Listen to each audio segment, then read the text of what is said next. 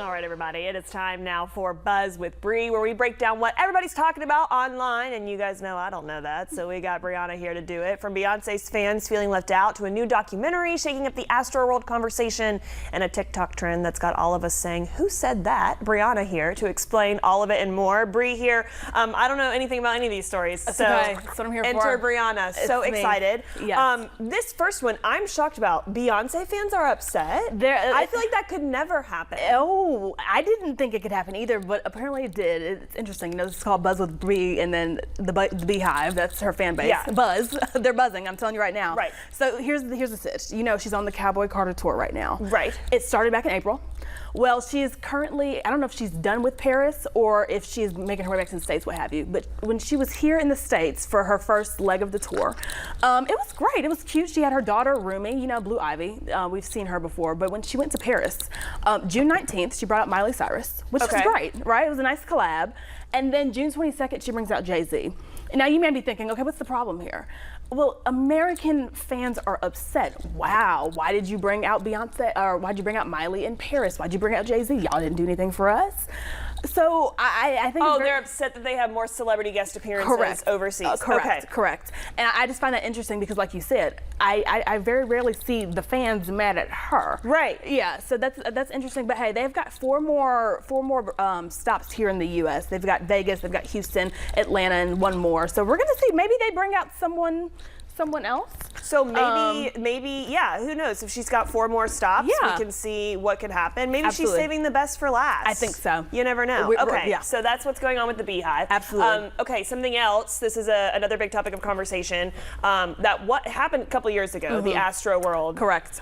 But now it's back in the news. It is because of the documentary. So for those of you who may not know, Astroworld, Travis Scott, he is a performer, he's a rapper here in the States. And November 5th, 2021, he had a festival called Astroworld. Yeah.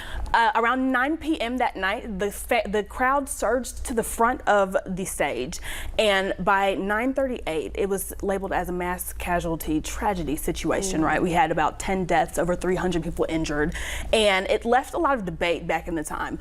Is Travis responsible for this? Was his team responsible for this? Did they know anything about it? Okay, well, the documentary came out earlier this month, and hey, I say watch it for yourself, but it's seeming as though they knew what was going on in the crowd, but didn't do anything about it. And so I've got a quote here from Scott Davidson. He's a crowd safety expert. He says he believes that Astroworld 2021 was not an accident, and it was an inevitability due to the lack of foresight and the abandonment of basic safety protocols. And in this documentary, they also have text from one of the stage managers that night saying, hey, there's people being taken off stage left and being, taken over the fence. So we might want to shut this down. Okay. But they ended up going and kept going instead. So that documentary. So the consensus, not that it was planned per se, but just an act of negligence. Negligence. This was truly, you should have done something and you didn't. Yes, so that's, people have been giving their hot takes on social media for the last, 3 weeks. I've been seeing stuff even this morning, so. Yeah, again, I remember it being a really tragic situation. We covered it a few years ago, and I think it's back in the news. Again, more debate, again, being surrounded by it. So again, grateful to have you keep us in the know. Ending kind of more on, on a higher note, you mentioned social media. Yes. And we know I'm not in that world. There's a new TikTok trend. There is, TikTok trend. A little TikTok trend in it. It's called Who Said That? And so let me explain what it is really quickly. It is basically just like a lighthearted way for people to give their hot takes on situations. So the way it starts is you prop your phone up, as you can see on your screen here. You prop your phone up and you kind of hide your face and you say whether it's a controversial topic or just a hot topic. And then you finish your sentence and you're like, oh, who said that?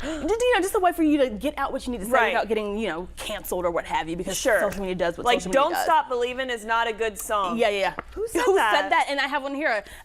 This is one that I pulled from TikTok this morning. It made me laugh, and it said, just because you can't find something in your closet doesn't mean somebody stole it. Maybe you're just unorganized. Who said that? Who said that? And that was just too relatable for me. It's like the harsh reality that you need to be faced with. Yes, it is. And so, they range anywhere from, I couldn't even put the audio in here because it was just ridiculous, but they're pretty funny hot takes. So if you have some time, download Wait, yeah, TikTok. I sister. love a good hot take. Yes. I saw someone, well, you know I'm obsessed with this Savannah Bananas. You are. They, You are.